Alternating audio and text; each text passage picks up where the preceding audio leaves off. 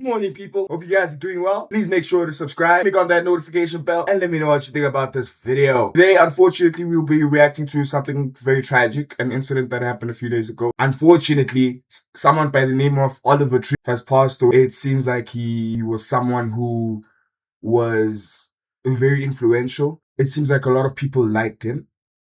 Maybe they also liked his personal character and all. Because how I found out about it was from a friend of mine who told me, yo, talk about Oliver Tree, right? One thing led to the next. I just wanted to confirm all the information so that, I don't talk about something that I don't know. So also heading into this neutrally, hope you guys enjoy this video. Let's cue the intro.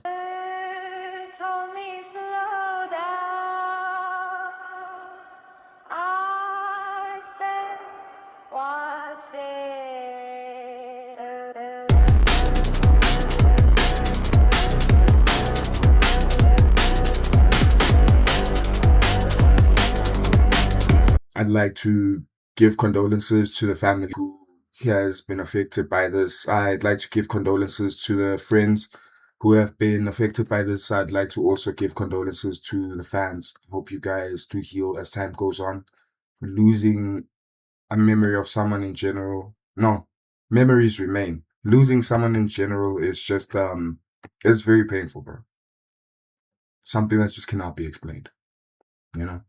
Now on June 14th, 2026, what looked like a normal morning in Rio de Janeiro turned into a horrifying tragedy. Just before 9 a.m. local time, two helicopters reportedly collided in mid-air over the city's western zone. And after the collision, both helicopters came down in the area of a car dealership parking lot, sparking a fire that involved multiple cars. When firefighters arrived at the scene, the damage was devastating.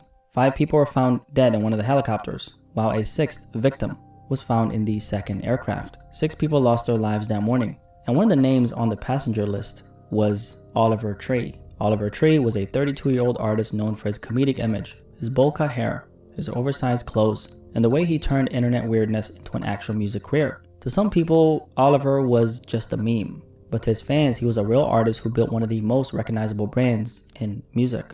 Now, at the time of the crash, Oliver was in Brazil during what was supposed to be the biggest tour of his life. He had performed in Sao Paulo earlier that month. He still had more shows planned across the world, so he was right in the middle of another major chapter of his career. But within hours, his name was being reported as one of the victims in a fatal helicopter collision. And that's what makes this story feel so heavy, because this is not just a shocking headline about a famous artist. This was a crash that took 6 lives in a matter of moments. And what makes this story even more disturbing is how sudden it all was. Shortly before this happened, Oliver was seen on social media in Brazil, taking photos, spending time with some of his friends.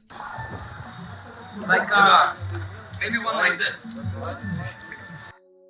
And living through what looked like a normal break between tour dates. Then not long after that, he was reportedly inside this helicopter, flying over Rio de Janeiro. And the next moment, the helicopter was falling out of the sky. Oliver Tree was one of the 6 people who died in this crash. And among the other victims was a very popular Argentinian content creator named Gaspar Gaspi Prim. This news has obviously shocked a lot of people because of how sudden, tragic, and disturbing this entire situation is. So in this video, I want to break down what we know so far, what reportedly happened in the air, who was involved, and what investigators are still trying to figure out about this horrifying helicopter crash that took 6 lives. Now, for anyone who may not be familiar with Oliver Tree, he was a 32-year-old artist from Santa Cruz, California, whose real name was Oliver Tree Nickel. He was known for his bowl-cut hair, oversized clothes, scooter videos, strange and entertaining visuals, and this chaotic internet character that made him instantly recognizable. But that character was part of the art.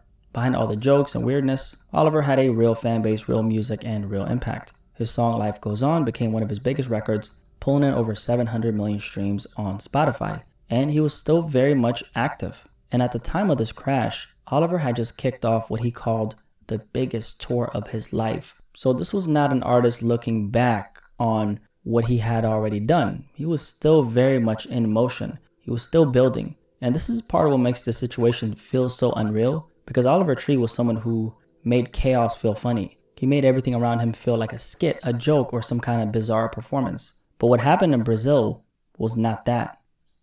It was real life. So back to the world tour that Oliver was on. He was very excited about it.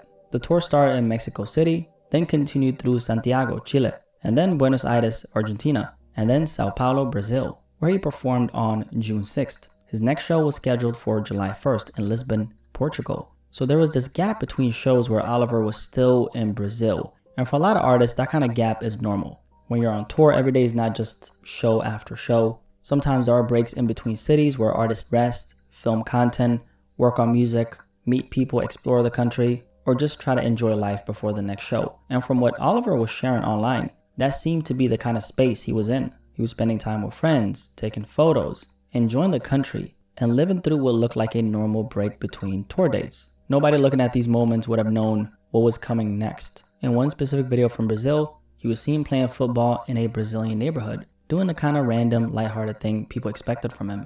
And then less than 2 days later, his name was being connected to a mid-air helicopter collision over Rio de Janeiro. Now, after the news started spreading, the big question became, how did this actually happen? Because I think this is where a lot of people's minds went first when the news initially broke. I mean, that's what I was thinking. When you hear a helicopter crash, you might think maybe there was a... Because the thing is, I was thinking the same thing. It's just the way the situation is so deep, nah. I'm wondering what's okay, like, planes are the safest vehicles in the air. This is why I don't like anything that flies, bro. It makes me wonder, like, if I were to hop in a plane, bro. Do you know how scary that is? And people like do that stuff on so consistently, like they don't. Yo. Mechanical issue, maybe the engine failed, maybe something went wrong with the aircraft. But then when the report started, aren't they like also supposed to clear it off with the air tower communications or whatever the case may be? And they supposed to make sure that, you know, yo, is there anyone in my area in this radius or whatever they use? You get what I'm saying? Like, I don't know. Why? I'm trying to understand why. saying this was a mid-air collision, that made the situation even more disturbing. Because now the question was not just, why did one helicopter go down? The question became, how did two helicopters end up in the same place, in the same airspace at the same time? Because based on the reporting so far, this was not a situation where one helicopter simply malfunctioned and fell out of the sky. This was reportedly a mid-air collision. Boom. According to local Brazilian reporting, witnesses said two helicopters collided in the air over Recreio dos Bandeirantes. According to local Brazilian reporting, witnesses said two helicopters collided in the air over Recreio dos Bandeirantes, I believe that's how you pronounce it, in Rio de Janeiro's southwest zone, and the crash just happened before 9 a.m. Firefighters were reportedly called at 8:59 in the morning to the area near Avenida das Américas, close to Beth Lago and Rivadavia Campos streets. So that detail matters because this did not happen. But then the cars that are nearby, yo, I hope the people, what about them? Are they okay? Because there are cars on the road, right? And they got affected. Like, we can see it. But was there anyone in those cars? Some isolated field. This happened over a part of... I mean, for this side, it makes much more sense because for this side right here, like this area here, right? It makes sense since it was near this accident over here. But what I'm trying to understand is that what are these cars okay? Was there anyone in these? Well, I have to also include the sun because the sun got affected.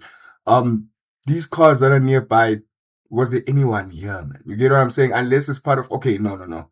These ones, I think they just joined after the incident and like the road is probably blocked, right? So hypothetically, let's do this. Hypothetically, these cars were not part of the incident, right? Okay, they're not part of the incident. Cool. And then, yeah, my biggest concern is this right here. Yeah, this situation here, right here.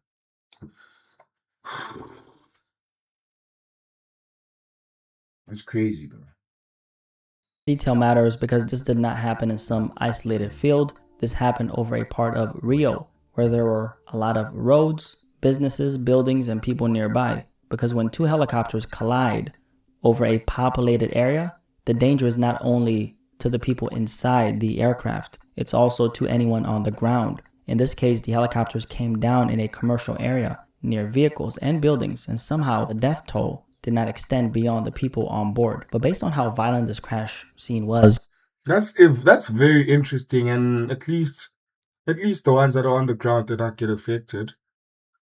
Yo. I mean, look at some of these photos I'm going to show you in a second, right? It's easy to understand how this could have become even worse. So according to local reporting, the helicopters came down on a piece of land that belonged to an abandoned church. The land had reportedly been rented by BYD, a Chinese company known for making electric vehicles, and was being used as a parking area for some of those cars.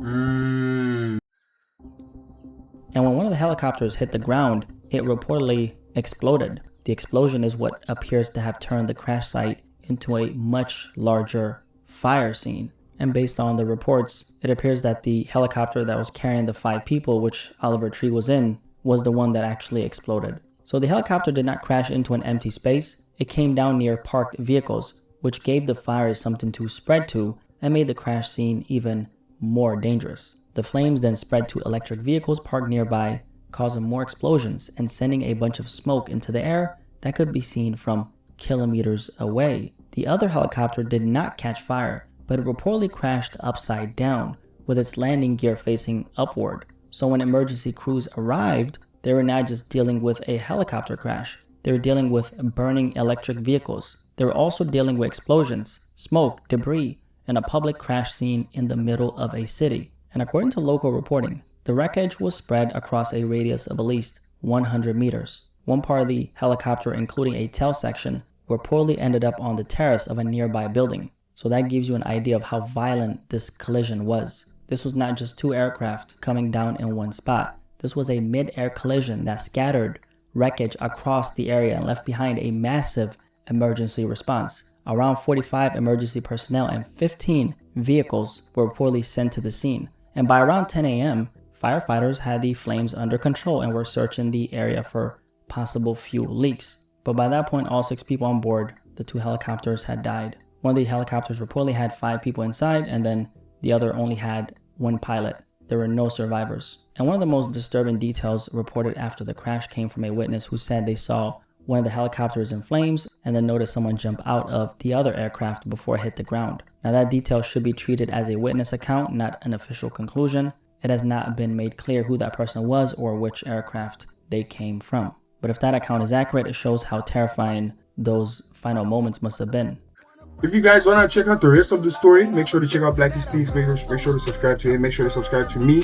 Let me know what you think about this video. Let me know about your thoughts on the situation. And yeah, man, it's unfortunate. These are one of the videos where you really can't comment too much. You just gotta listen and be like, yo, I hear you. Damn. You get what I mean? Because like even the jumping thing. Who am I can find, can you try and realize? Help me try identify, why sorrow, why cry? You don't know what's in my mind, I can talk cause of my mind. Trying to give you all the signs, you're too quick to judge my